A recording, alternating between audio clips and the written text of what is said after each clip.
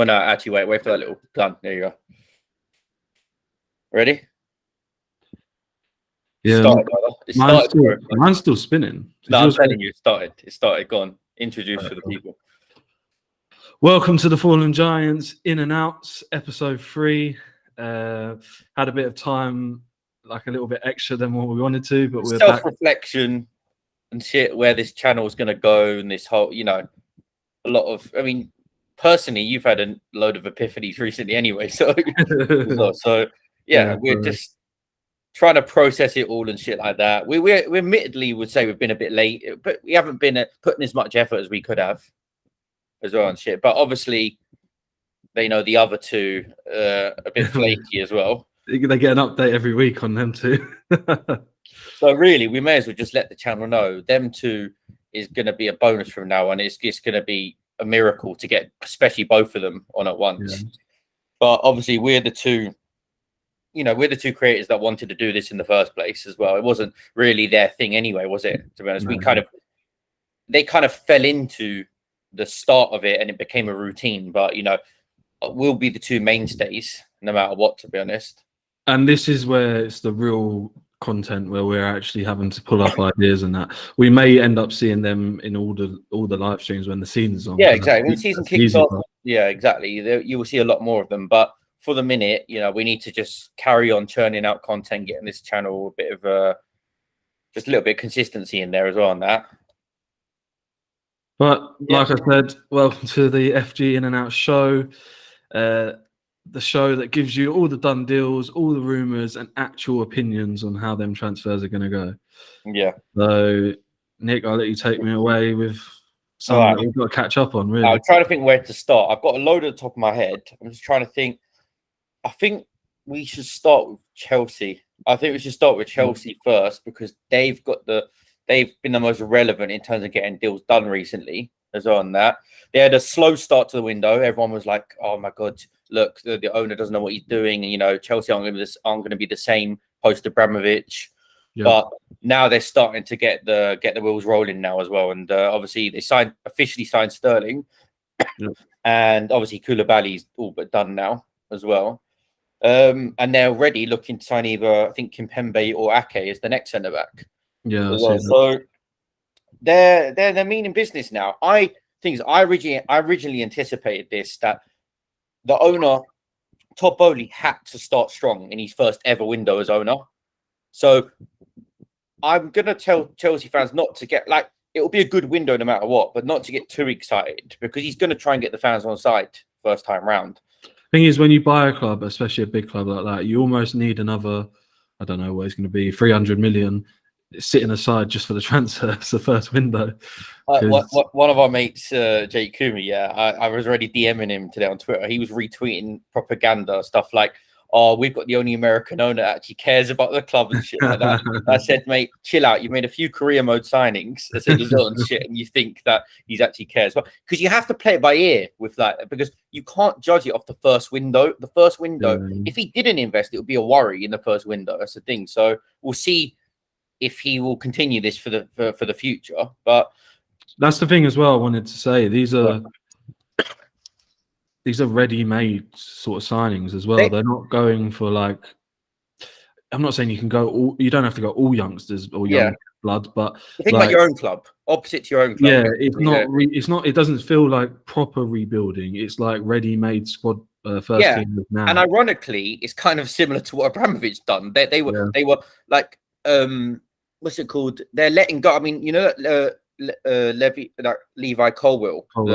He might be going on a permanent now. Yeah. Whereas a lot of Chelsea fans wanted him to be transitioned into the team, but because Chelsea are so here for the now, then he might not be able to as well. And, they've already let go of Tomori and Gahey as well, and which I think Chelsea do miss the trick a little bit with that because they've got some proper talented academy that they could take advantage of, but.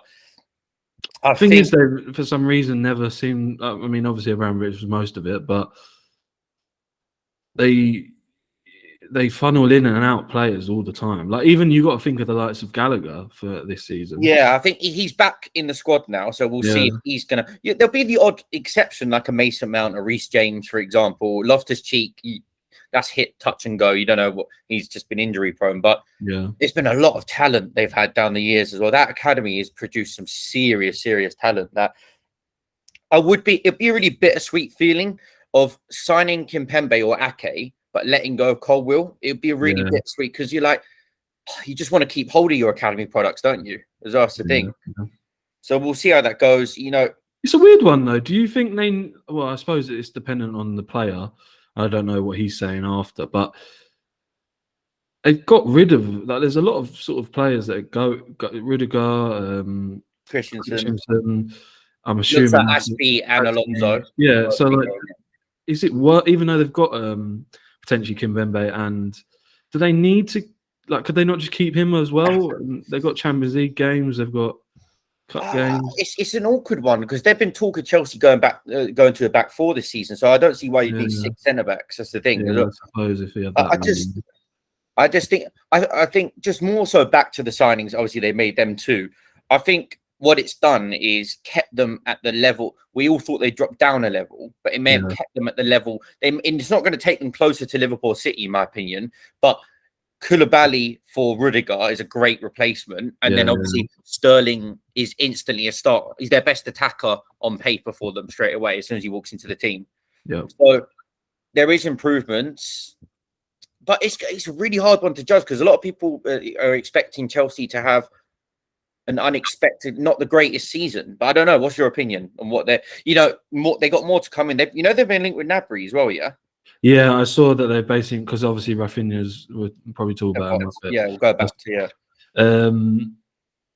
They've, as far as I'm aware, they've basically approached Bayern to find out the situation. So you'd obviously be assuming that because they had Sterling wrapped up before Rafinha anyway, so they were always going to sign another winger or an attacker. Yeah, anyway. Yeah, they want another one. Yeah, that's the big and the other not the other rumor, but the other thing about Ronaldo, I read that Tuchel doesn't want Ronaldo officially. They've turned him down. Yeah. We'll get into that because Ronaldo would be a good topic for the United side of things. Because as I said, I put a host of tweets out just recently, and it's interesting to see. But they've literally shut that rumor down, so they're not going to sign him. So, for a winger, is it Gnabry that they're is the one at the moment that they're? Yeah, there's Gnabry. I mean, we could make up other options they could look for, like I don't know, like Moussa Diaby and place like that. But it looks like Gnabry's the one they're pursuing, which is another ready-made signing as well. Like they're going for these like heavy hitters, isn't it? Gnabry's a really weird one because I obviously mentioned him off camera about Arsenal and why we haven't looked at him, but the things I'm reading now is as if Bayern want to make a new contract. So Bayern are very strange. 1 minute the player's leaving, and then they sign him to a new deal.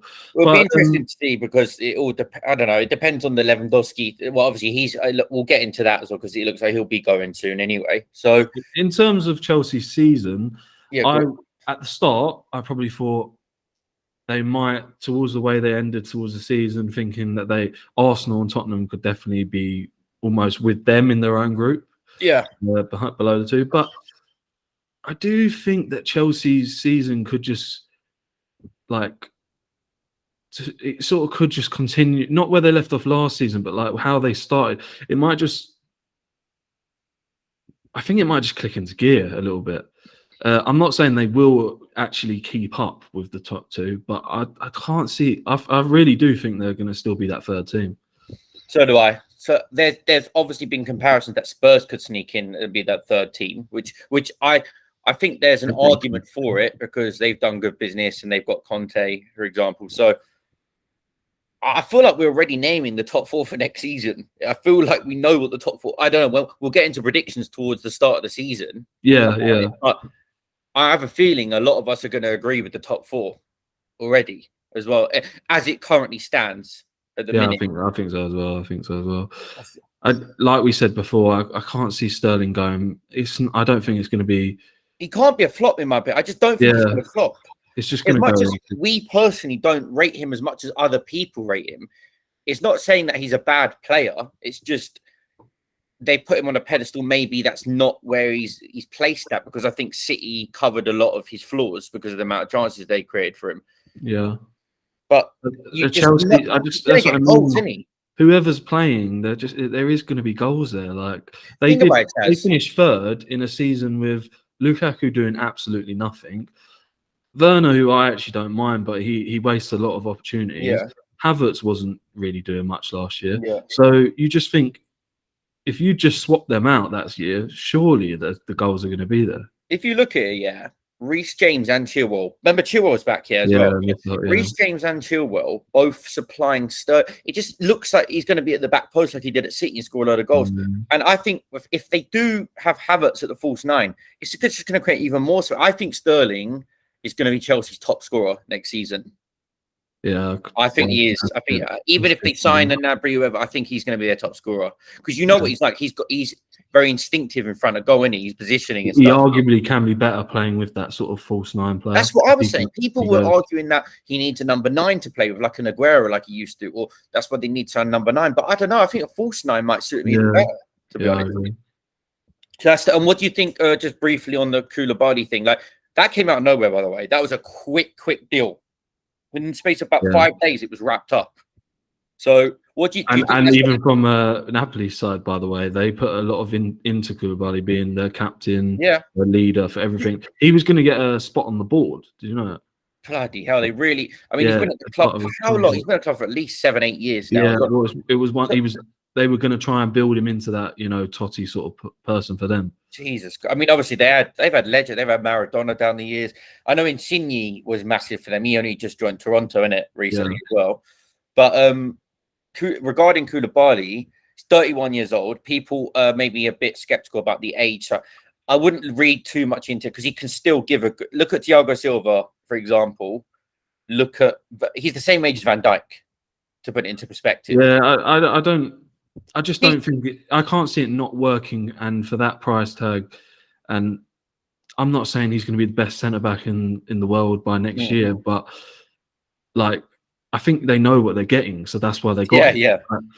I mean, he had 1 more year left of his deal. They're getting him for a relatively cheap price. I think he will be one of the better centre backs in the league anyway next season. To be honest, so what are they saying? Him and Thiago Silva with Chilwell and James. Yeah, if they are to play a back 4, if they persist on this back 3, then I'm assuming like a left-footed Ake or Kimpembe. Yeah, would be the options. But do you rate this? I think the only thing about Koulibaly, I thought it was 3 years too late in terms of. Remember, he was always the first player on. Whoever needed a centre back at their club, he was the first. He was the dream signing for everyone that we all wanted. And obviously, Napoli, we know, they're quite notorious for being hard to deal with and letting go of players. So he's been due this for a while, hasn't he? This move. Yeah. As well. I agree with that, and that's got really nothing to do with how I think it's going to go. But I agree with that statement completely because it's one of them that really could have happened 3 years ago. Yeah, that's the thing. And I think he'll be a colossal. Listen, put it this way, I'd rather him over Varane, and Varane's younger than him anyway. So that's how much I rate him, and we'll see. I don't know. I think he's just the ideal Rudiger replacement, to be honest. Yeah. Well, they've somehow found the one player that can make that a tad easier for them losing Rudiger. So yeah, that's pretty much Chelsea wrapped up. I mean, yeah, as you said, we'll keep up as the transfer window goes on. I'm sure they're going to make more signings. So yeah, that's Chelsea. So we'll move on to United. Let's get United out of the way because a lot's happened in the last 48 hours that I need to try and dissect on this video format as well. A lot has happened. So it looks like Lisandro Martinez is all but done now. He's all he needs to do is medical, things like that. It's not officially had the here we go from Romano, but he said it's imminent. It's going to happen, basically. So that, just regarding that, so it's going to, obviously you can have your input on this as well because your club was also the other team interested in him, but we're getting him for £46 million, which, is hefty price for a centre-back, but we needed him. I think Arsenal needed him as well. Ajax, I told you this on the last podcast, Ajax had the right to demand the highest price possible because they'd already let go of 3 of their players. So Ajax were always going to hold us both by the balls and get as much as they possibly could, and they did. The annoying thing for me is which I think he was one of our main targets in that area, right? Oh, I think we possibly missed the trick, but I understand why, because it was probably when Jesus was signing and we're talking about Rafinha and all that. Oh, So, Chaz, I mean, do you think your fans had a bit of a nightmare? They were doing tweets like Martinez and Rafinha like in Arsenal shirts and yeah, saying how it was all wrapped up and shit. So yeah, we're known for always doing that business. I'll tell you that. yeah. And where's the YouTube videos of his highlights? But anyway, I do think the club messed up slightly there, because I think there was a period where you weren't. I mean, it says now that Ten Hag wanted him and all that, but I think you initially looked at some other players. Well, He might have been on the list. I'm not saying you overlooked him, but no, you it's was funny. It's funny you say definitely. that because Yeah. our original target was Jurriën Timber. He was so we missed out on him. So Martinez was never going to be the first choice out of the two, because we obviously that's both their centre back pairing. We wanted Timber originally, but he is decided to stay because he wants a World Cup spot. So And in that stage, if we had paid up the money, gone after it almost before some of them deals, accelerated the deal, innit? Try to accelerate the deal quickly. Yeah, we possibly could have got it done before you even came in. And then obviously, like we said, once other clubs, it didn't have to be United, any other club comes in, suddenly they realise, oh, there's probably another 10 million we can add here. Well, yeah, you've been. I mean, we'll get to the Arsenal. We'll keep on a United point for a sec, but it was similar to the Rafinha one. But United, when it became a shootout between the two, for me, it was only ever going to be United, because first of all, we'd stumble up the money as much as you could as well, and also he worked with Ten Hag, Van der Sar's the director at Ajax. It was always it was inevitable. It felt like after that, as well. So I think Arsenal took a back foot on the deal, and obviously Martinez chose United over Arsenal. And yeah, so it's one of them that I'm happy. I'm glad the reason I'm glad he's joining. It's just his versatility, whether it's centre back, left back, defensive midfield. I'd ideally love him to play defensive midfield out of all of them, because we've been craving that for years. I was going to ask you that. So what? Because obviously we've recently watched your first. Was it your first pre-season that game? Yeah, that was the first one. Yeah, against Liverpool. Yeah. And well, you've probably kept up to date with some of their training and that. What sort of route do you think he's going with the team? Well, like in terms of lineup, I'm talking.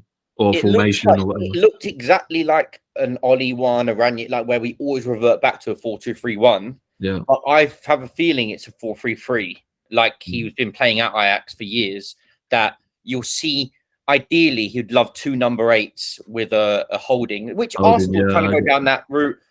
City are known for going down it. It's the modern way of doing things as well. So get 2 players on the half turn and one. Yeah, exactly. And I'm thinking maybe Bruno is going to be that. And if we'll get into De Jong, it could be De Jong as the other one, or maybe De Jong plays 6. I'm not sure. You got Eriksen coming in as well, so we'll see about that.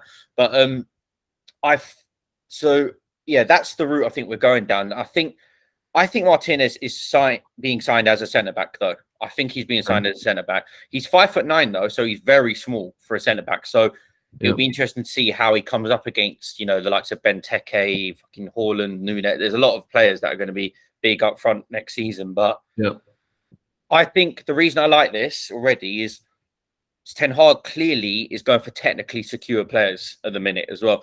Martinez, Eriksen, Malacia, De Jong. These are all players that are comfortable on the ball. So obviously he wants to play that brand of football that we all know what he and I'm all here for it. I just...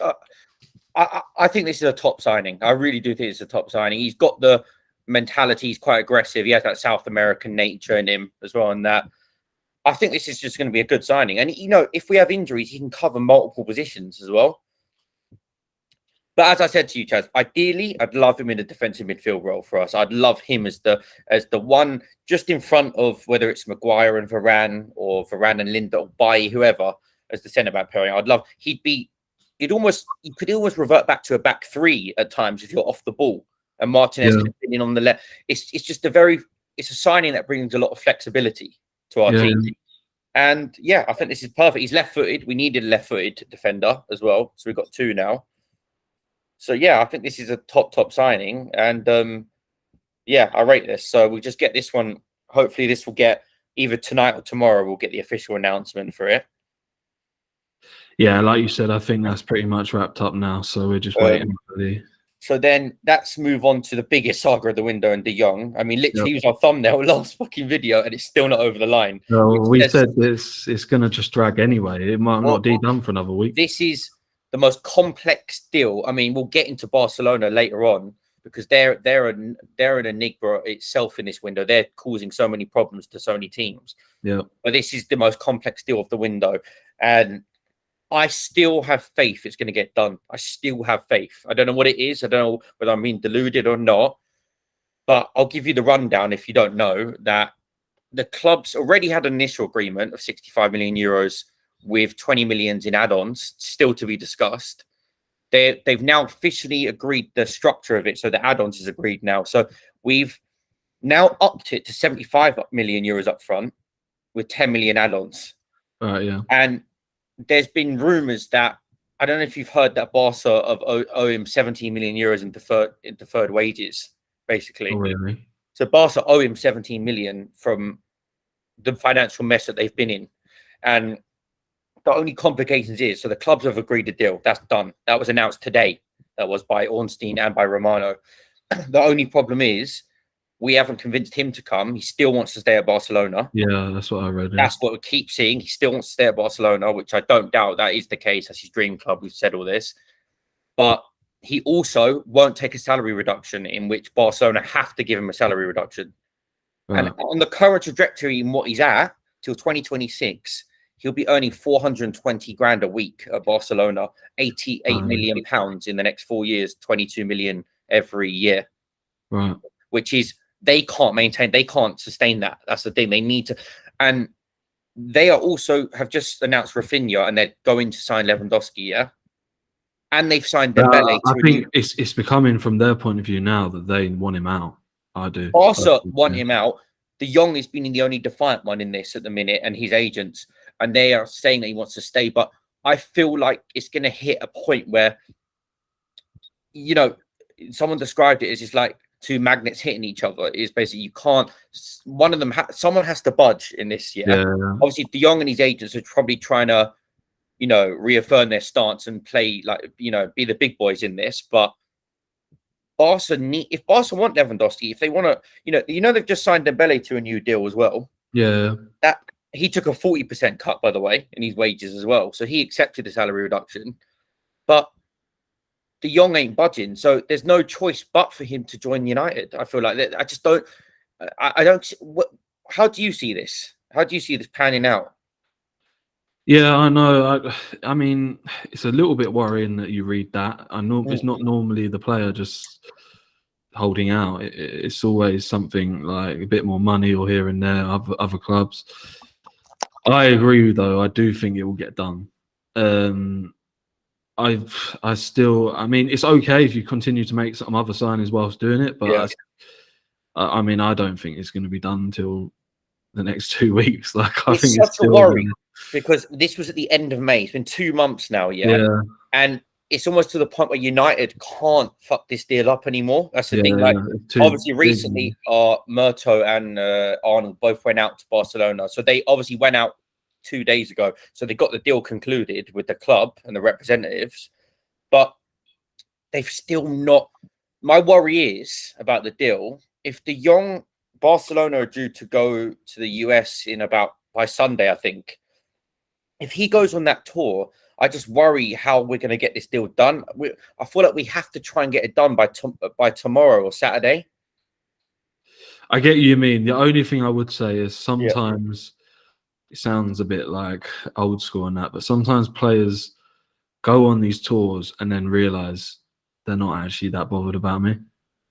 Yeah, so he loves them so much, and then he wants to stay at Barca, and then he's still in this big transfer saga, which will still linger over his head at the pre-season tour. Yeah, it could change. I do think I think there's a period now where if you've gone and done that, he's gone to Spain, your representative's done the deal, then really they should be expecting that they're going to get the man. Because he knows, obviously, he's not an idiot. He knows that they've agreed a deal for him. So he knows that Barca are willing to let him go now. And they must have had some communications. I don't know how much. Do you know how much you're going to pay him then? Or So not we'll be really. paying him excess of at least 300 grand a week. He'll be our highest earner at the club. Yeah, I was thinking 350, but yeah.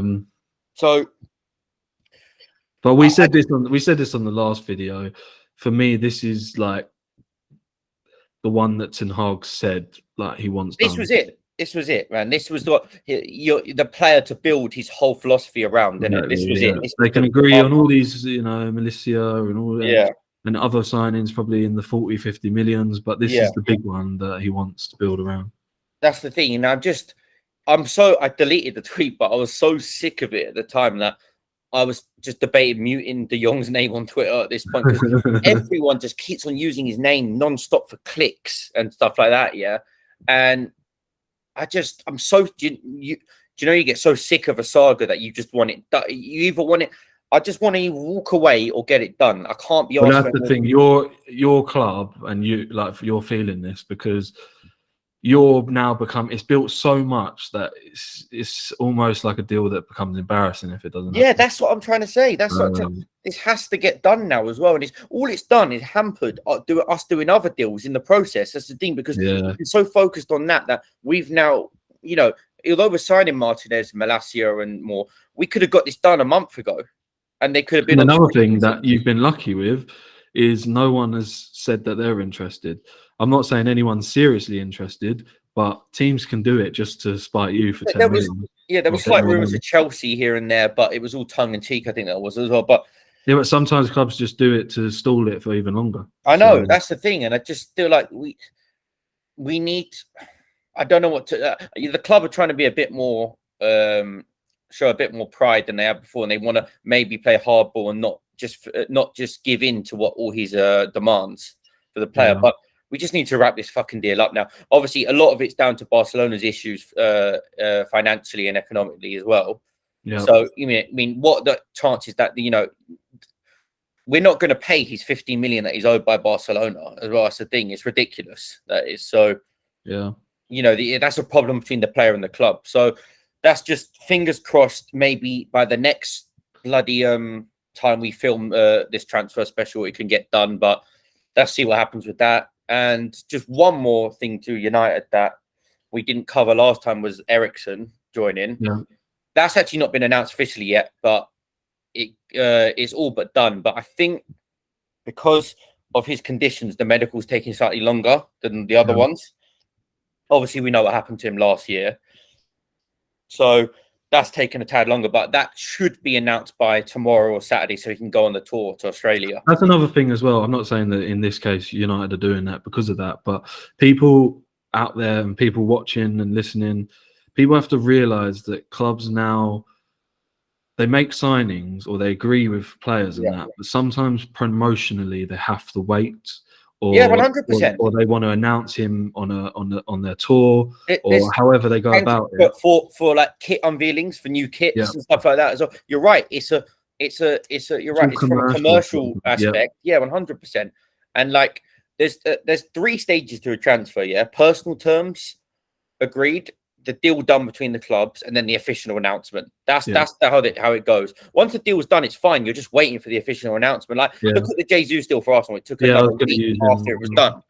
That's the thing. So obviously the clubs plan this stuff out in the summer. Yeah, and you see it when it finally comes out. They wanted him to be on the top of the stadium, call it exactly. It's all this rubbish. I don't care about it personally. This stuff as well. To be honest, no, people don't. People think it's just like say the name and that's it. Yeah, and as much as we want that, this is what happens during, especially this window. Yeah. So obviously Eriksen's joining. To get on free deal is fantastic for me. I'm a fan of Eriksen. Like, I'm not gonna sit here and start bloody gushing and going OTT over it, but it's definitely another player to the squad that we could really do with. And it's another technical player, like I told you about. Yeah, technical, and I know he's probably like more of a forward midfielder, but I do think addressing that midfield as much as you can. Like, you've got now a player that can play DM. We have a lot of. I was just going to say we have a lot of number 8s now and number 10s, like Bruno, Donny, I think it's because a lot of, I'm not going to name them all, but a lot of that area have been weak over the last few years. So it makes you think that we are going to look to play with 2 8s on the half turn, like you said, because there's too many players not to. But the great thing is they're all technically secure as well, and you know what route we're going down for the style of football. That's the thing. With the type of players we're signing, you can see the profile behind it, can't you? There's an actual profile to the signing now, which we've never had. That's the direction we talk about. The scattergun approach of signing in one window: Dan, James, Maguire, Wan-Bissaka. Yeah, there was no vision, was there? It was just, and then obviously last window: Sancho, Varane, Ronaldo. It was names, but with no actual vision. It was just trying to, like put them all into a team and hope for the best. It was basically.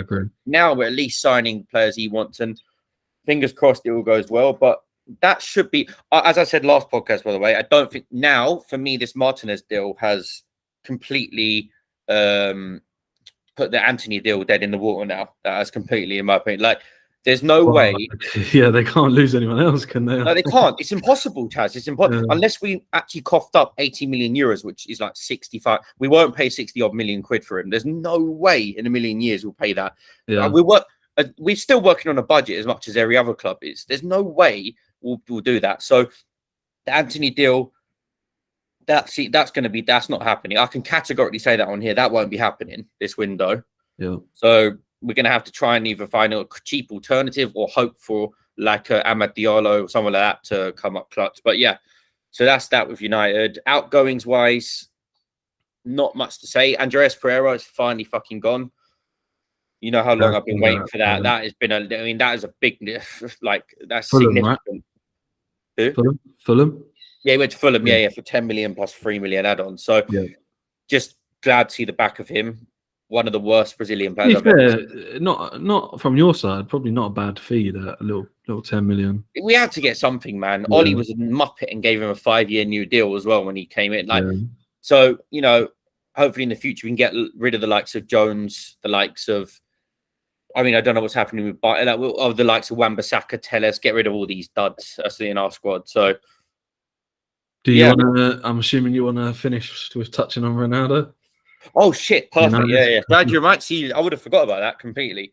So, Ronaldo, latest is he's been rejected by 3 clubs: PSG, Bayern, and Chelsea. Which I done a toast of tweets about. You go and check it out on the Fallen Giants Twitter. I said I would kind of go into it more in a video format, but because of timing on this, I don't want to go too far in because we need to address other clubs. Yeah. But I'm going to try and wrap it up. But yeah, as I said it in a more articulate form on Twitter. You'll be able to read, I've done a little thread on that.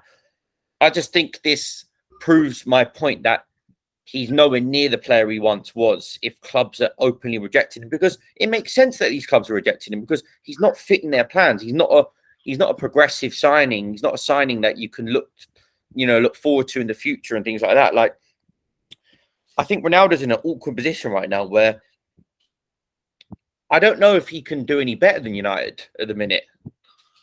I'm not sure. I don't know what your opinions are on that.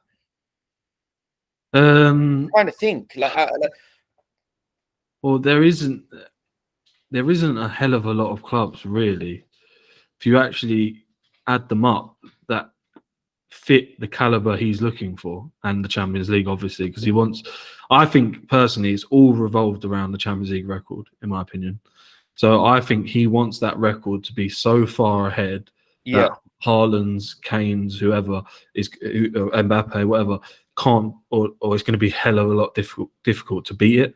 I just think that he may be overestimating how long he can go on for. I feel like as a player, because I just feel like, how long can he be at the top? Like, yes, fair enough, he got us through the group stage of the Champions League last year, but where's he going to go in the Champions League right now? That's what I can't understand. And to be honest, the teams that you said have rejected him are probably the teams that you would have gone contenders to win it. Yeah, no, but I mean the people that potentially need a striker, like Lewandowski might leave Bayern, so he's probably looked at it like there could be an opportunity there. Chelsea didn't really know what we're doing with them.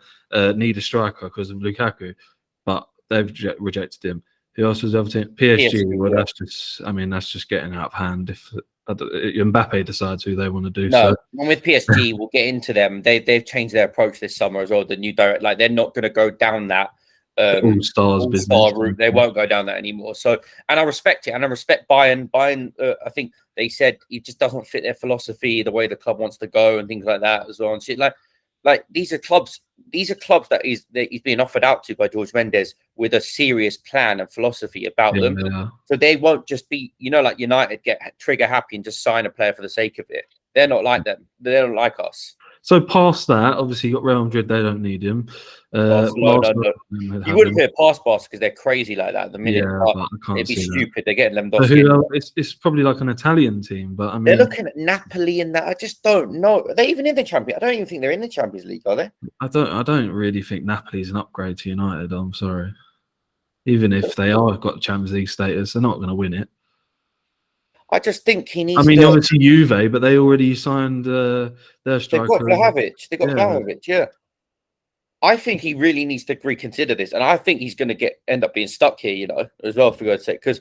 And do you know what's sad about it, Chaz? I don't want him. I don't want him in our plans. I'm not going off just last game in that pre-season. I just think everything I want Ten Hag to be given in the plans. Ronaldo doesn't fit any of these plans. That's the thing. Like, he doesn't fit this. Even someone that loves Ronaldo or has loved Ronaldo, I did think, or anyone who came in, it got a hell of a lot of job because of you done that. He's done that to yourself. So I don't like. Yes, Ronaldo scores goals, and everyone's still said, He will always score goals. He'll score goals. Yeah, but like. It's besides the point. It's not just about the goals You're anymore. stuck with Ronaldo up front, and you can't put your own touch on that. You can't. Well, the great thing is, the only positive is he's got one more year left on his United deal. Yeah. So, and I think, fingers crossed, Ten Hag doesn't feel like he's forced to always play him if he does stay. Yeah. Because I'm not going to lie to you, Martial suits our system better than Ronaldo does at the minute. That's the thing as well. So I'd rather persist, even if we don't sign a striker, which I still think we need one. I don't think Ronaldo should be walking into this team anymore. I really don't. And I know his ego is not going to accept that's the problem. Yeah, I do think Ten Hag will do that, though. I do think he'll do what you said. Like, if he's not scoring or it's not working, I think he will be on the bench. It's not even just about if he's not scoring. If he doesn't follow his plans and fit the mold in which he wants as a striker, Ten Hag, I'm hoping he's strong enough to just bench him. And you know what Tuchel done with Lukaku, for example. It's going to be like, but I don't understand. If I was Ronaldo, I think you'd just have to buy into where you are now and just try and. At the end of the day, if he can perform in a season, even better than what he did last year, and actually brings back like numbers and just basically plays really well,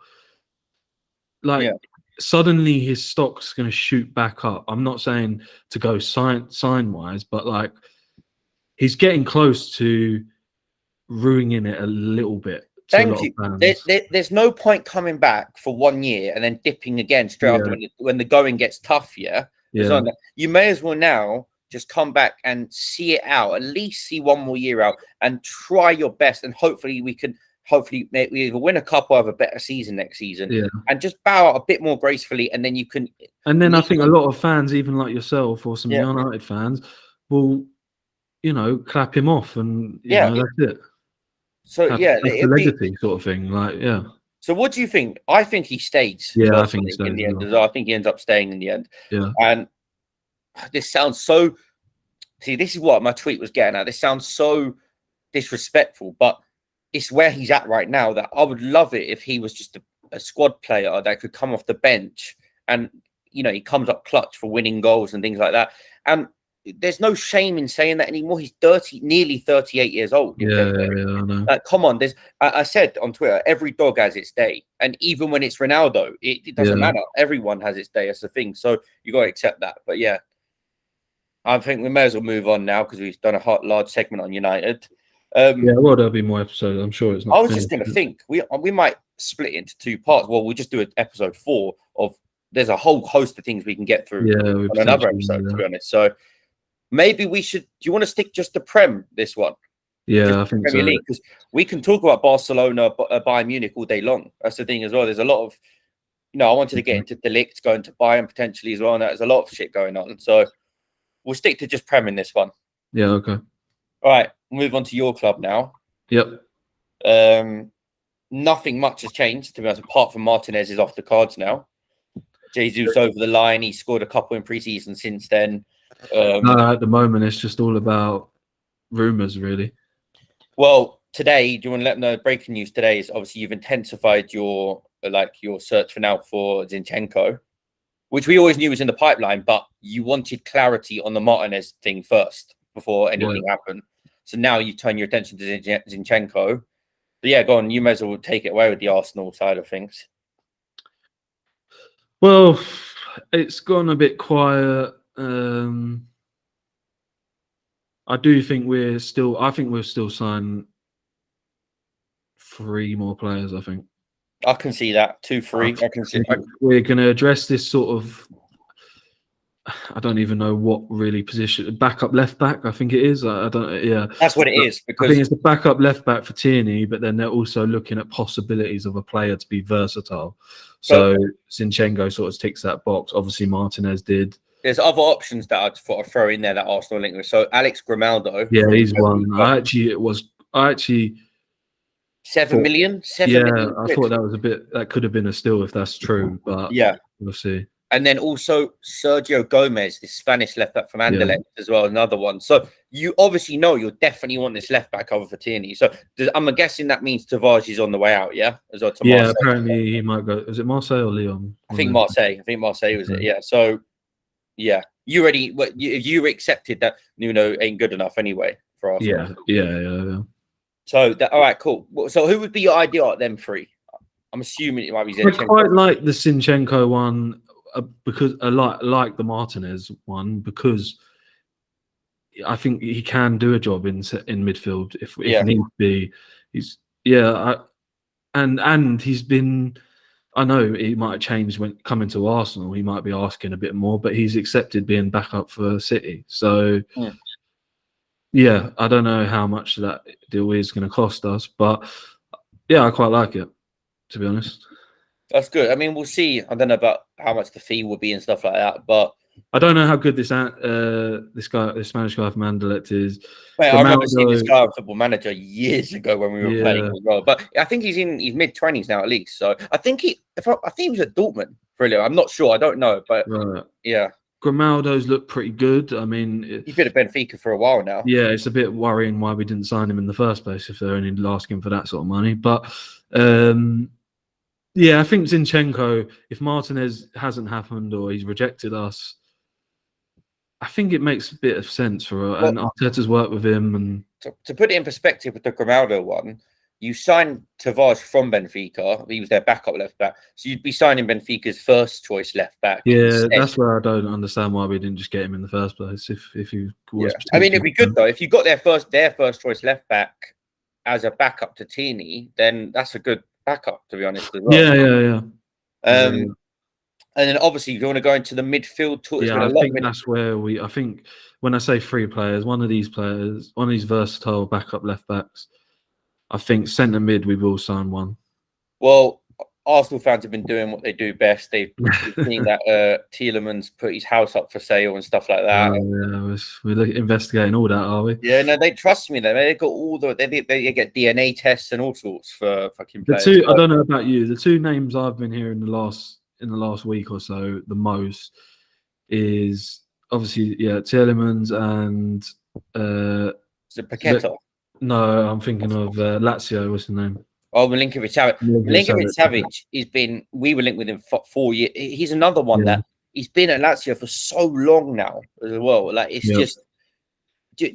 What do you think of it? How much? I haven't watched too much of him. I've watched only compilations of him as well. And I just. To be fair, he's still doing good things for them. To be fair, I was actually surprised about the goal tally. I was understanding of a few like getting assists in the season, but I think it was 11 goals from midfield. He's a big midfielder. He's 6'3". Yeah. To be honest, both of them names, like if you're going to sign one of them players for I don't know what it is, 50 million, 60 million, whatever it is, you can't really complain. So United. Fun fact: United had his brother as bloody goalkeeper. Yeah, so yeah, he was massive. He's another ginormous guy as well. So. But I've been hearing that Lucas Paqueta as another one. Yeah, actually, yeah, you are right. He's recently come about. But I'm baffed about that one. Where on earth are you playing? I'm just confused because you're gonna have Odegaard, Fabio Vieira, him, Smith. Like, I just feel like there's so many number 10s or number 8s. So I think if we get Paqueta, it's going to be very likely to be the lineup we're talking about you guys doing. Yeah. I think he'll play Party as long as nothing's I think he's gone on tour. He's gone on tour. He's gone on tour. I think he's going to somehow get away with. Yeah. But the plan is, I think, to have him in DM and then have two players, whether it's Odegaard or whoever, really. So on the turn, and then have pace out wide, and then obviously Jesus in the middle. Wait, hold on. Who would be your backup DM then? Is it El Neni? At the moment, El Neni. That's another thing That's the worry, isn't it? That's the worry because if you'd got Martinez, he could have been your backup DM as well. But now it's going to be El Neni. It's just worried that the downgrade from Partey to El Neni, especially with Partey's injury record, as he's joined as well. Yeah, no, I agree with you, but the problem is, it seems like he's quite happy with El Neni. I don't know. What's happening with Sambi Lokonga as well? In that, well, yeah, he's staying. So I mean, you could argue. Does he need a loan or not? I don't even know because, like, how on earth is he going to get game time if you do sign another midfielder as well? That's what I'm thinking. I don't know. I think we're. You got Charlie Patino and coming through as well. Yeah, I think he might go on loan. Surely there's a lot. Yeah, we've still got Maitland-Niles. Fuck me, man! What a throwback that is. Yeah, I think they're looking to sell him if we get a bid for him. You've also got Lucas Torreira who's going on your tour with him, but apparently he's agreed to join Valencia. But Arteta wants to keep him for the minute. I don't know what's happening with that. Yeah, so there's a lot of things, but I do think the way it's looking. I mean, even when we sat, like we made them signings early on, it did look to me as if you're going to have this many number 10s, you can't really just play 4-2-3-1 because it's too many. You got Smith Rowe with the number 10 shirt that actually didn't feature a hell of a lot last year. Odegaard, obviously, probably our best one in that position. And then if you're talking Paqueta or whoever, like, how can you sign them and say you're going to be starting at this rate? So I think he did. To be honest, I think Arteta wanted to do this with Partey a long time ago. When we signed him, I think he was thinking he was going to play as a DM like that. Yeah. Obviously, a worse team, but almost like how City sort of do things.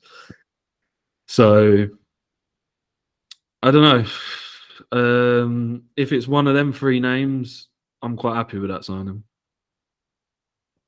I mean, think it's needed. Even if we don't do that formation, we play 2. I think we definitely need someone to go ahead of El Neni and Xhaka. So on the list. So sorry, Xhaka. I forgot about Xhaka would be. Hold on. I forgot about Xhaka. Xhaka possibly could be that DM, I suppose. Yeah.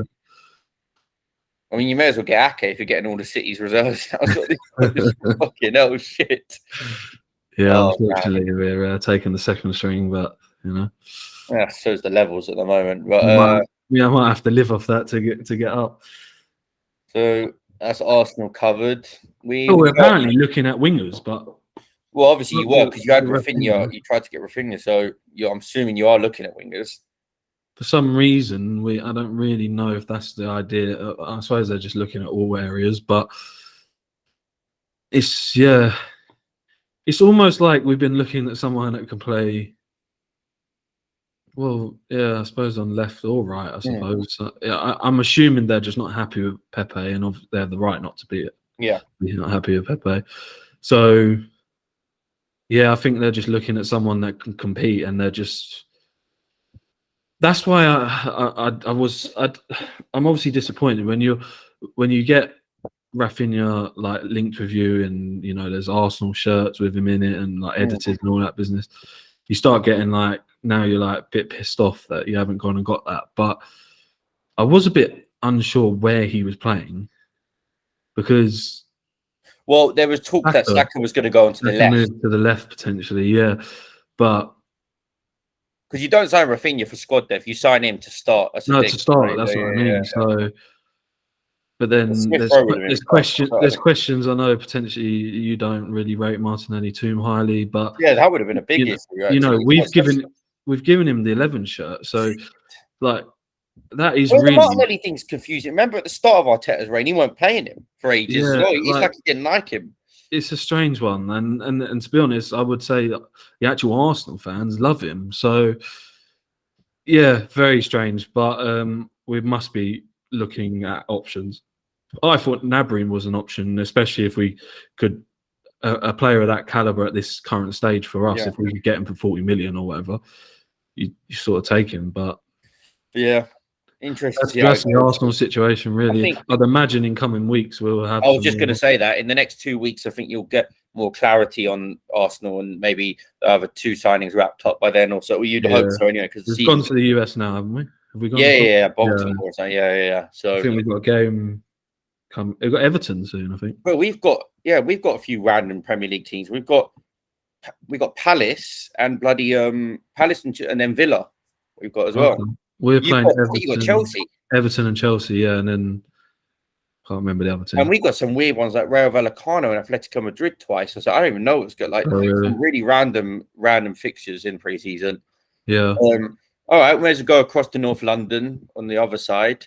It's looking rosy for them, not going to lie. It's looking a lot rosier on that side of North London. They're looking good. There's nowhere about. There's no beating around the bush with that one. I feel like as well. Everything looks very, very well organised and set up for Spurs this season already. And I don't think they're done. I think they're not done yet in the window. Let's just go through who they've signed or close. I can go off the top of my head. They got obviously Richarlison. Longley was their recent one for loan.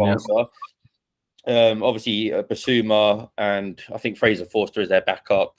Yeah, and Perisic, and obviously I think they're going to eventually get Jed Spence over the line. Apparently, I read they're in advanced talks now. Yeah, so and then I think Spurs fans saying they want one more. They're looking for another midfielder. I'm not sure, but yeah, I do think still to be a big club. Let's be honest, to be a top club, you have to be picky, right?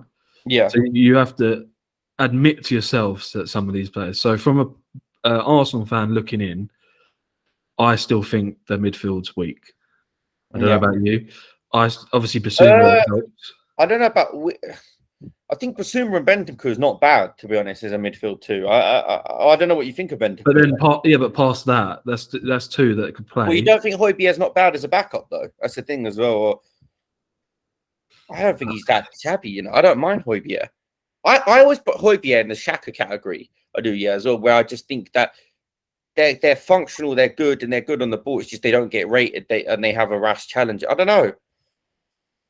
Yeah, I think okay. Even past that 3, I still think you need to have like 5 centre mids. Well, they're letting go of Lo Celso and Ndombele anyway, as well. So, yeah, I mean, I think they got to look at Winks and Skip, in my opinion. Winks is another one going as well. So that's 3. They're letting go of 3 central midfielders. Yeah, so if they get rid of all of them, then they Skip. I guess you would look. They've got one. You might not know that they signed him last summer. He's oh God, I forgot his name now. As a Papi Czech or something like that. They signed for like 16 mil last summer. He went back on loan in France again.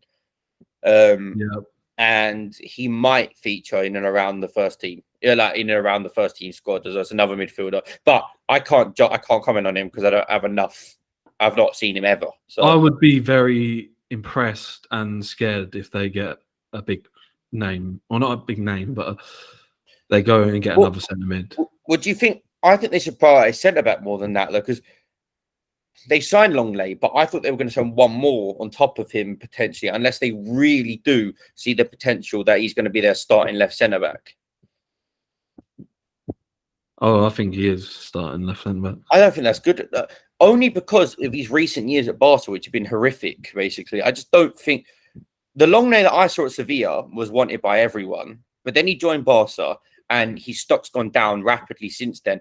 I don't know whether Conte thinks he's that good again that he can get a tune out of him. So then bring him back. Do you think they'd sign him and then they should sign another one? I thought they'd just 50 mil player. Yeah. Like they'll still be looking for like Pau Torres on top of that, for example. Well, yeah, that would make me really scared. But yeah, if that's the case, yeah. Either one of them areas, yeah. But maybe I've been hearing Spurs fans, they're getting a bit greedy. A lot of fans get greedy once they get some over the line. All of a sudden, you start wanting a host of names. You think that you're and even you were like that when Arsenal were linked with all these players. You start thinking, oh, I want this, want that, but then you realise how many times the club let you down. That's the thing as well. So yeah, this is our turn now. United, we're going through, we're getting all these names in, but inevitably, do you know the weird thing is about all these clubs we're talking about? They could be so much better, but I don't know. Our clubs, especially, that they're not putting as much as they can in, and that will always be the case because you're looking at, like you're looking at players to fill in loads of different positions, like Zinchenko and that. If you were running like a real big club, you'd sign 2 players for each position. You'd sign another player and Zinchenko. You would as well. That's the thing. Like if you were that's a little bit where I'm going, and obviously you could pick up at Arsenal. I'm not saying we're in a great situation, but even when you say you don't think Basuma and Benzema and Højbjerg is that bad, well, it's not City level, is it? And that's what we have to all aspire to. City literally signed Phillips as their backup. Fucking DM. Yeah. That's the thing. Yeah, That's exactly. what I'm trying to say. Like they've got it a lot. Like, well, I mean, that could be a good. I mean, we'll talk about Spurs briefly more because I'm going to get on to City. Well, no, I did actually want to ask you a question on Spurs. What did you make of the Richarlison signing? I rate it. A lot of people don't rate it. That's the thing. But do you think he's going to play in the front three ahead of? No, not in the starting front three. I don't think. But it's all about what you were just saying about depth and rotation. No, I agree with that.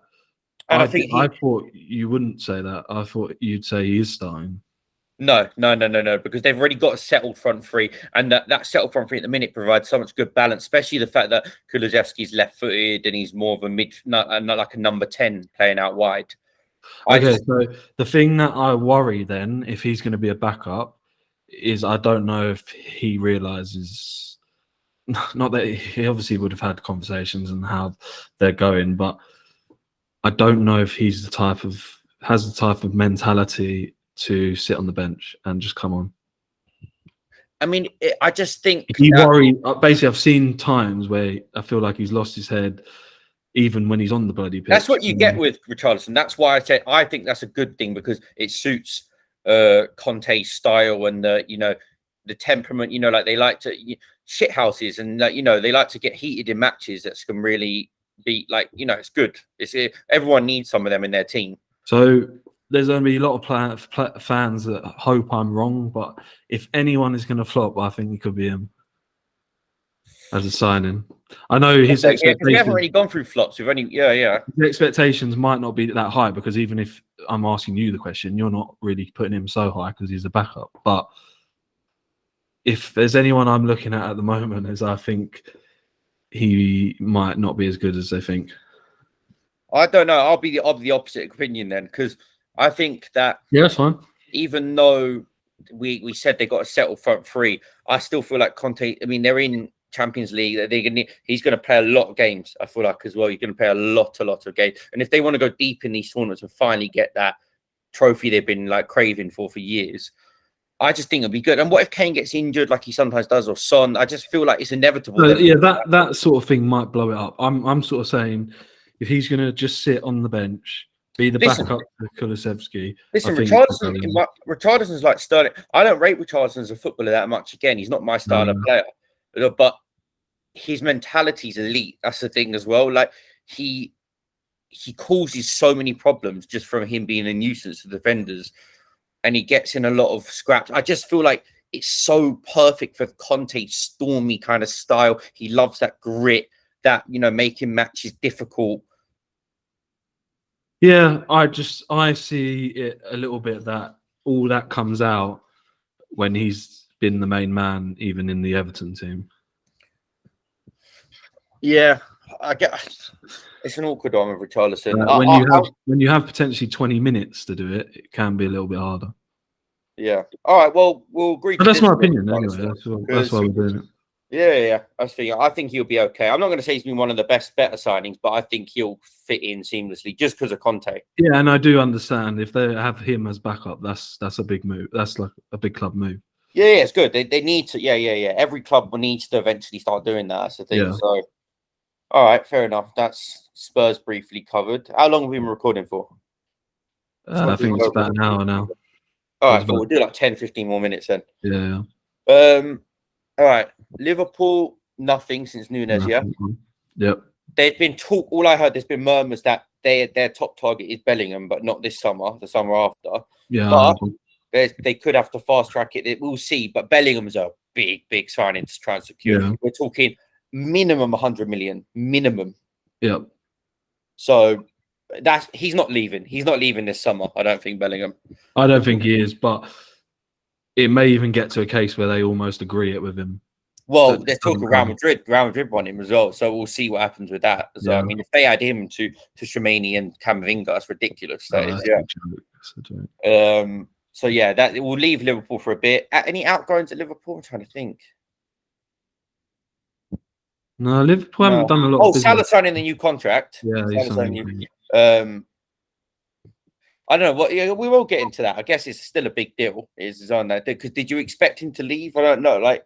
No, because I felt, I don't know about you, whether and regardless of who you rate and what you don't. Yeah, I think they always were going to get into this predicament where they had to start choosing out the front three who stays, and I think he was always going to be the first. Yeah, I think Firmino will leave in a year's time again. Yeah, so they chose him as the mainstay. Yeah, I think they were always going to, regardless of who I know you. I think you previously said that Mane might have been a little bit underrated.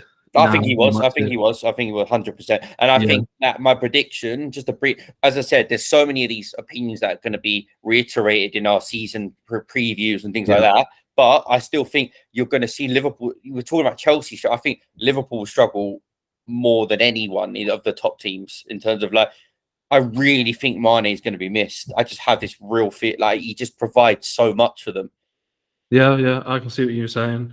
I think that might be why they're not fixating on, because they probably feel in a position where they don't have to get too many signings, right? Yeah. I think Klopp might realise during this pre-season, and I know it's ironic after you beating them, but the score doesn't really matter. Yeah. But I think he might realise that he's got a lot of gelling to do over this summer across the front three. Yeah, because two of them are new. You have to make Diaz like. I know he's played for them and he joined like in January, in January, but you wouldn't have really say he's gelled into being that starter yet. The thing is, he started off so well and everyone was gassing like, "Oh, look how seamlessly he's transitioned into the team and that." But then towards the back end of the season, he slowed down a little bit as well again. Yeah. So he's going to take time to gel for him and for Nunes. Remember, they've signed 2 players from the Portuguese league, from Porto and Benfica. So they really, this is a big risk, you know. They've taken major risks here with Nunes as well, you know, with that amount of money they spent on him. Yeah. I think Nunes is the biggest risk of the whole window. You know, you're talking about Richarlison. I think Nunes will score a decent amount of goals, but I think he's going to flop with the expectations that, you know, this is number 9. Has he got the number 9 for Liverpool? I'd imagine so. I can't really remember. Actually, Firmino had it, didn't he? I don't know if he had it. I'll be able to have that off my top of my head. Just carry on. I've got it here. So yeah, I'm. My prediction is Nunes is going to be the flop of the Prem. I'm being deadly serious. It's a big shout. No, it's a big shout. I don't care. I mean, there was a lot of Did you see a lot of memes and that about him? Oh mate, he got ridiculed. You didn't even mention when Salah hit the post the other day. It was him that missed them open goal after as well. Yeah. No, Nunes has got 27. Oh, okay, fair enough then. Yeah. He'll get the number 9 season up. When Firmino leaves, he'll get that. But the only thing I would say, so I probably saw it a little bit different. I get a lot of the things. I saw all the memes and it was like quite funny, some of the misses. Yeah. The only thing that I saw though is sometimes I'm seeing a player that got them. I know it's pre-season. It's a different type of game. Yeah. But he still was in them positions. Like the Salah hitting the post, he was in the position to tap it in. There was another one where he blazed it, I think, or he'd missed the touch or something. There was a few chances, but the balls were provided to him. So if he then can actually focus on that, I saw a player that has the chances there. And I mean, Werner is quite a good example of that. He gets in a lot of positions and just doesn't have the sort of finishing, weirdly, because he scored a lot of numbers. But Werner, when I watch him, I feel like he gets 5 chances a match. So if Nunes can get chances, and focus on his finishing, I do see the power. Like I just do see Liverpool going into a mode where they can just get goals. I think Nunes is a similar mentality to Richarlison, where I think that he's got really good mentality and he's going to be persistent, and that will get him goals. But yeah, I think he's very raw. I don't think he's the guy to lead them to win major honours. I really don't. That's the one I'm going to be honest about. I really think. Okay, yeah, I can sort of see where you're coming from on that. I'm just thinking of Haaland at City, Benzema. I don't know. I'm just thinking in my head. I'm just thinking I even think Bayern Munich will be revitalized, but we'll get into them in the next transfer special. A lot of people would counter. I'll play sort of devil advocate. Yeah, I'm pretty much in the same boat about Salah with you. But would people then say, but if he's not, Salah should be, even from the right wing position? Salah will always be. Salah's always going to get that goal. He'll always be that person. But so should he be the one that leads them in the big games? What I'm saying, Nunes can still be playing. Well, listen, if I Salah in big games, for me, he's gone missing anyway recently in bigger games. That's the thing, especially in cup finals. I just think the massive downgrade from Mane to Nunes is just going to really be seen this season. Okay, interesting. That's my opinion on that. But that's it. Liverpool, we can only go off Nunes. That's all they've signed, and that Calvin Ramsey, but we can't talk about him. So we'll see. That they might surprise us and sign one more player this window. But yeah.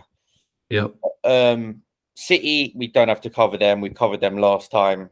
And we know what City are going to be next season. They're the favourites. I'll go on a few little before we wrap up in the next 5 minutes. I've just got a few little smaller clubs in the league that don't get enough attention. So we knew Villa done their business early with Kamara and Carlos. Actually, just touching on Villa, we are actually linked with the youngster. I don't even know how to pronounce his name. I've seen him play. I'm glad you started to say it because I'm going to try. Well, Barcelona linked with him as well, isn't it? Chikaweki or something like that. Yeah. That's not set. Yeah, that's just not it. But you and Barcelona like a lot of people, it's almost like he's looking like he's going to leave Villa. Yeah, I actually have rewatched him a few times. I've watched him like 4 or 5 times, I think, as well, because he's came on for them a few times and that. Like, I can't really judge him too much, but yeah, that is a potential. The one I wanted to touch on was Leeds. Actually, they've had a mad window there as well because they. Yeah. So obviously they've let go of Phillips and Rafinha now. Yeah. So they've accumulated over 100 million. Yeah. Say again. They got a lot of money now. Yeah, they got a lot of money. But they've actually reinvested that money, which is good as well. That's the thing. But they've actually expanded their squad by reinvesting. They've got 5 players for the price of 2, basically. So if I go back and look, where did I put it in our group chat recently? Oh yeah, you sent a list, didn't you? Yeah. It's not that far down as well. It is. Where is it? There's a lot of messages. They're one that if you were to ask me I've got it, to do a prediction, I'm a bit baffled with Leeds at the moment. You're saying what? You're not trusting them? No, I don't know what to think. I'm really a bit lost with them, really. I think it sounds so generic what I'm saying. It's so 50-50 because they're signing so many players outside the league. All of their signings outside the league. But I think they're going to be underrated. I think Leeds are going to be fine. I don't think they're going to be in a relegation battle next season. I'm being deadly honest. And I've not got great knowledge in all, but I do have, I'd say, a fair bit of knowledge in all their signings as well. A fair bit. So they've signed Tyler Adams from Leipzig, which I've definitely watched enough times now as well. Yeah. Obviously, there's a lot of. If you look at a lot of their signings, they've got previous with Jesse Marsch as well, and it's signed a few Americans. So Tyler Adams is one, so that he goes straight into their midfield. You've got Brendan Aaron, quite a good player as well, by the way. Yeah, Brendan Aronson is their most expensive one for Salzburg, another American. Yeah. Rasmus Christensen from Salzburg again. You see this another one, but he's Danish. He's I think he's a right back. I think he is. Yeah. And then the other midfielder is Mark Roca from Bayern Munich. He's Bayern signed him 2 years ago from a Spanish club. I'm not sure who it was from. but I've watched him a fair few times. He's tidy on the ball. So there's a lot of midfielders they've signed, basically. Yeah. And then almost to replace Rafinha is that Luis Sinistera, who's from Feyenoord, who have watched a few times in that Conference League last season. He looks very, not in the same mold as Rafinha, but he's a tricky winger. He's a Colombian winger. Okay. That. I think they got him for 20 million. Another one. So I think he could be one of them in the Prem. May take time to settle, but he could be one of them niche signings that people start to put in their fantasy team like later on in the season, for example. So they've got a lot of unknown talent and unproven Premier League players, but I just think some of them are going to hit the ground running. So I really have a feeling with Leeds. Yeah. Okay. For some reason, I trust Jesse Marsch. I don't know what it is as well. They might need some defensive reinforcement because they've not signed any defenders effectively. So we'll see. We'll see with Leeds. I don't know. What do you think with their signings? It's weird because I don't know how many more. Well, they can make more because they've got the money. But yeah, I agree. They need centre defenders all over. Really, I mean, can you still have? You got to think like they're a very poor back four last season and a very. Leeds have been conceding goals for fun, isn't it? Yeah. So who's there back for? You got Luke Ayling. Yeah, I mean that's who they should start. That's who they should start with. Really, Ayling. They need better than that. So I need to see more. But at the end of the day, you've said they've signed a lot of midfielders. They might go sign a hell of a lot of defenders now. So possibly another striker. I don't know. Bamford will be back, but can you trust him? Oh yeah, I forgot Bamford up there. So yeah, you're right. He'll be back, but Dan James is on that as still there. Yeah. And they've still got what's his name? Jack Harrison as well. They are doing the right things. They are doing the right things, to be honest, and they're doing it whilst losing big players. So for them, yeah, I just mean when I look at them, I'm a bit lost at the moment. So we'll see if they continue. For some reason, I've got a soft spot for them because of the American manager. So even though I don't like Leeds, I just have a soft spot for them. Let me quickly, last 5 minutes, I'm going to run through all these signings just briefly. So Brentford has signed Aaron Hickey as well. Yeah. That's the player that you potentially looking at for Arsenal as their back or left back. Yeah, we'll speak to that Chris quickly on that. Like, were you shocked to see Brentford got him? Yeah, and I thought he looked a good signing for us because right and left back. I think he's going to play right back for them. Really? Okay. Yeah, I think he's going to play right back. Oh, because Rico Henry plays there, innit? Yeah. And they have covered it. I mean, I think they've covered it a bit last year. Yeah, I think he's going to play. No, I think he's a good signing. I mean, it's quite mad that even I actually know a Brentford fan, and he was saying that it's quite mad to see, whether there was so much hype, but a potential player that was going to Arsenal and they took him, and it's 20-something million. So yeah, which is big money for a club like Brentford. So pretty good from their point of view. Let me throw two names that Brighton have signed that you'll have no idea about. I had no idea about, but I guarantee you one of the two is going to bang and move for 50 million. And they signed Julio Enciso from Libertad and Sucian. Right. He's from Paraguay. Yeah.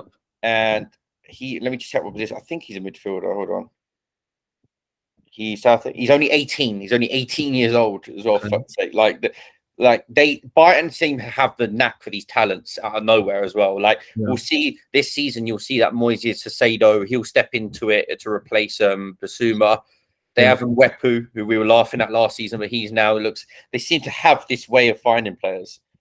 I think he might play into a forward positions, this guy. And the other one is Simon and Dingra from Northland. He's Ivorian as well.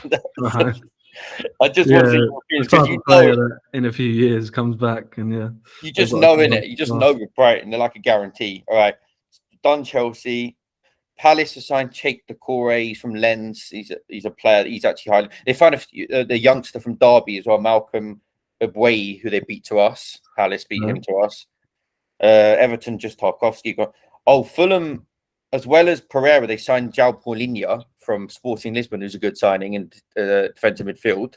Okay. Portuguese. And apparently linked to get Leno, aren't they?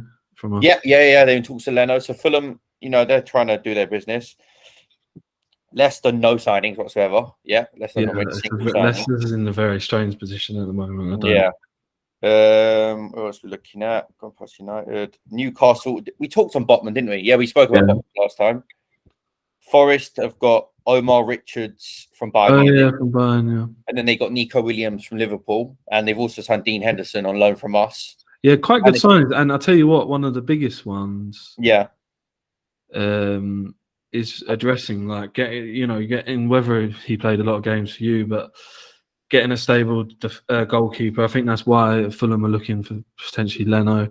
Well, they had the things. They had the goalkeeper last year. The I forgot his name now, but he left. Yeah. Where's his name? Hold on. He for some reason he weirdly left in the window to a French team. Oh, Bryce Samba. He went to Lens. He was the one that was the hero in their thing, innit? In their playoffs. In the playoffs, yeah. There's a couple signings they signed from the Bundesliga. Musa Niakate from Mainz and Tyro Awoni from Union Berlin. These are players that I guarantee you later on we're going to start respecting more. Oh, and by the way, Brennan Johnson as well. Oh, what? Yeah, signed a new deal. I mean, that's big. He was linked to go a lot of places. I think 5-year deal or something. So big player for them. Southampton. I told you they signed City's goalkeeper. You know, the Irish guy Gavin Bazunu. They signed Joe Aribo from Rangers.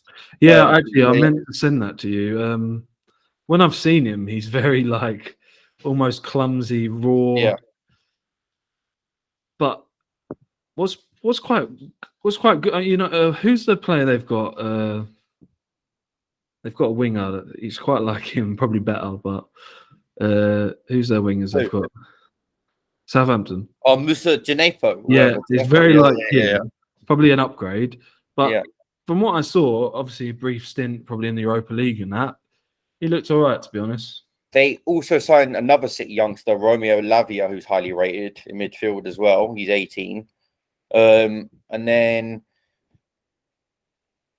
I know that what was I looking at? West Ham, they've signed the Moroccan centre-back. West Ham also trying to sign, do you know, they're in PSG interested in him, this Smakaka guy, this Italian striker from Sassuolo. Yeah. So West Ham are trying to put in a 50 million bid for him, which is massive. I'm not being funny. West Ham need to sort out a striker. So yeah.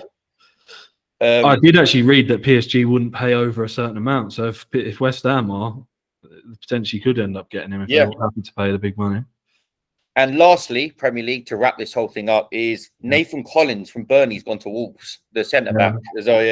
On a 20 million deal was on that, which quite a big fee actually. Yeah, that came out of nowhere as well. And I don't know, Wolves, they're solid for them. They've already got Max Kilman, Cody, but they've got good centre-backs already on top of that. So we'll see what happens. I think that I've got an idea in my head that we could be recording later on, and there's a lot to get through in Europe as well. So you never know. We could do a separate video.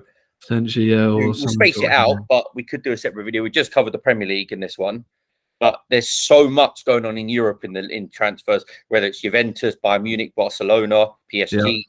There's a lot going on, but we could do a whole other hour on, to be honest, as well. So yeah, it's good to be back though. It's good to be back. You know, this is the start of something new, as they said in Aladdin. I don't care. Was it Aladdin? Hold on, no. What am I talking about? High School Musical. Start something. I don't know how I got them two mixed up as well, for fuck's sake, as well. Oh no, Aladdin was a whole new world. That's what it was, wasn't it? Yeah. Okay, so yeah. But it's good to be back, and just stay tuned. I'll do the outro this time round. I'm just saying, we'll be turning out a lot of content. Not too far for the season now. Literally less than a month, 3 weeks' time. Yep. Kicks also a lot of watch-alongs coming back. World Cup's coming up. There's a whole there's a lot of situations going on. We'll try and do a deadline day live stream as well. Yep. When that happens. But just remember to like, subscribe, keep up to date with all the socials. Still not started TikTok. We need to get cracking on that to actually get some views, because that seems to be the platform for everyone to blow up. And we'll see you very shortly. Hit that like, comment, subscribe. Peace. I said that. I said it.